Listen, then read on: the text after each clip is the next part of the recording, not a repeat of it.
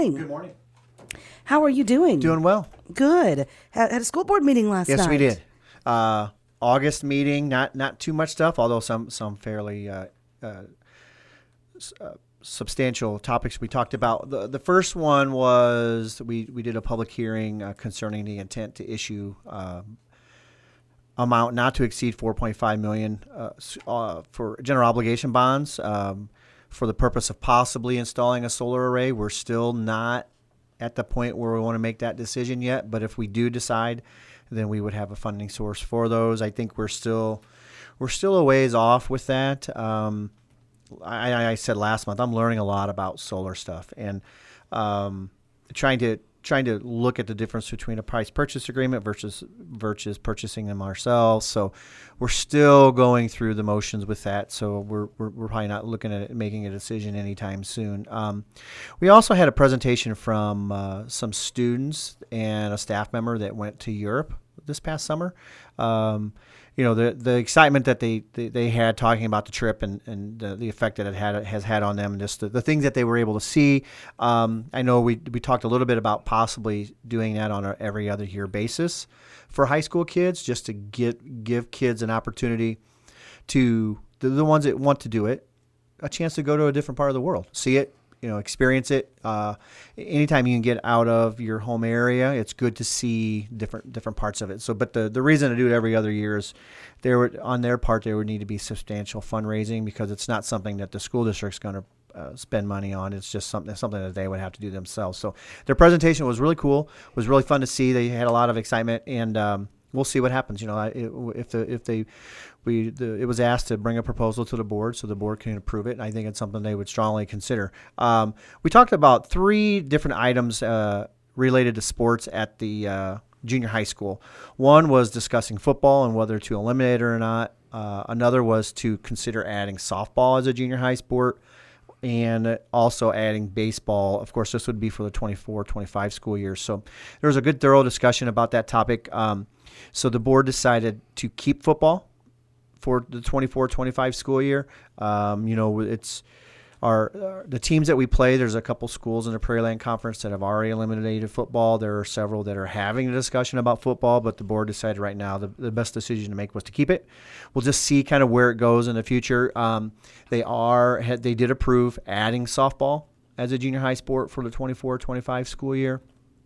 But they did not add baseball, simply because it competes with football, and then you're going to have a shortened season for both.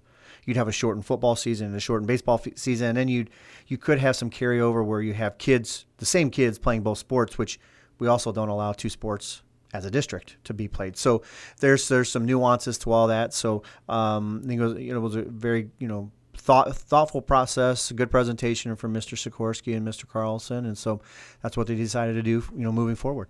Yeah, this is a common conversation now happening among school boards all throughout our area, both at a varsity level and a junior high level. What do you think has sparked our challenges with football in general? Some of it has been, of course, the concussions. Let's just be realistic that you've heard way more about concussions, and there's been some movies about it, so there's just more awareness. There's also, just in general, less kids in rural areas as well. You have that, those 2 items. You have the esports that is becoming more prominent. I know at the high school level they've added it. I don't follow the IESA that closely, but I'm certain they're probably talking about it. They will, or have already talked about it at some point in time as well. More kids who, maybe not at the junior high level, but at the high school level work, and they can't commit to sports and working at the same time. I mean, I think there's a myriad of reasons why participation is lacking in some areas. But, for us as a school district, our goal is to provide a comprehensive slate of extracurricular activities, whether it's athletic or fine arts or whatever it is. And, the addition of softball is going to be a benefit. for the kids who play that. And I think anytime that you can add something, keep kids active, keep them engaged, it's a good thing. Yeah, I agree. That's why we're talking about it. And I shouldn't stop at football. It's other extracurriculars as well. Since COVID, we've seen kids found other things to do when we didn't have our activities, when we were shut down for a year. And so we're trying to figure out what's the next step and get these kids back involved. And like you said, a lot of them did go work. Yeah, the importance of staying active, whether you're doing it outside of school or inside of school, it's well known. I mean, you have to stay active and engaged, whether you're learning a skill, if you're working, or learning the competitive aspect of sports and the hard work and the perseverance that it takes to be, those are all life lessons that you gain from either working or playing sports. And so those are super, super important lessons for kids, because I've always told my own kids, life's a competition. Whether you're going to be a plumber or a nurse or, a doctor, you're always competing against somebody for a position or a spot. And you want to always do the best you can, no matter what you do. And there's some schools in Iowa who've added their baseball earlier than football in part of the summer because of not wanting the two sports at the same time. And they like the fall baseball season because the weather's so much more productive. If there would be a change, and I'm certainly IHSA would not listen to me, but that would be a change to make, is move it from the spring in Illinois. It's just up here, I'm from, the St. Louis area, and you'd have rain. You'd get 10 or 12 games in. Up here, the ground's still frozen in some aspects, and then you get the rain on top of it. It just doesn't make any sense. But, the powers that be they're not listening to Ed Fletcher. So yeah, not everybody has a simulation sports where student athletes can go and have batting cages and do some pitching. Absolutely. I mean, I just don't understand it, but it's just, it's proven to work in Iowa. I don't know why it can't work in Illinois, but. And on the solar, so you guys are going to sit tight for a little bit on that. How long do you reckon it'll? Because you're right. You want to talk to other school districts. It's such a new concept. We don't have a lot of data to go on yet. There will be. There's plenty of farmers to talk to, or folks who live in the country, especially. On the school side, it's kind of the Wild Wild West. All these credits are out there, so. Part of it is, hey, if you don't do this, you could lose out on these credits, which that's a good reason. But it's also these projects are well over the bidding threshold. It's untested waters. Can a school district just say, hey, we're going to build a solar array without bidding it? The other part of it is, our mission is to educate kids. Mm-hmm. I know along the way we want to save money, but you got to be very careful when you using public funds mm-hmm. and not having some firm foundation to fall back on, especially when all this is so new. You just got to step through. And plus, also we're looking at. I reached out to a different company to find out about a price purchase agreement that they have. I want to compare that to what we were proposed for the price purchase agreement. It's obvious that there are savings to be had mm-hmm. With solar. But it's also, I think building the array is the scary part, that we just don't have a lot of firm knowledge yet, because it's uncharted, because it's so brand new. And I don't, I've worked with attorneys for years, and you don't want to be the test case. And you don't want to go so far and fast that you're out in front of all this. And so we're slowing it down a little bit, and I don't have a time frame, to be honest with you. Yeah, no problem. Yeah. It's a big decision. $4.5 million of tax, some of it being taxpayer Absolutely. dollars. Sure, you got to take your time, and your school board will do their due diligence and work through this together. It's obvious that there's savings to be had. The holdup for me initially is why I don't know if I want to borrow money for the savings. Mm-hmm. I mean, if the savings were 3 years or 4 years, yeah, okay, I could see where that payback, that return on your investment becomes, something that even a homeowner would go, I can get my money back in this amount of time. But for us, it's 12 and a half years. So that's a long time to front money and wait to see that investment. So I want to compare the PPA numbers to in over 25 years or 20 years to building our own array to see if they're similar. Okay.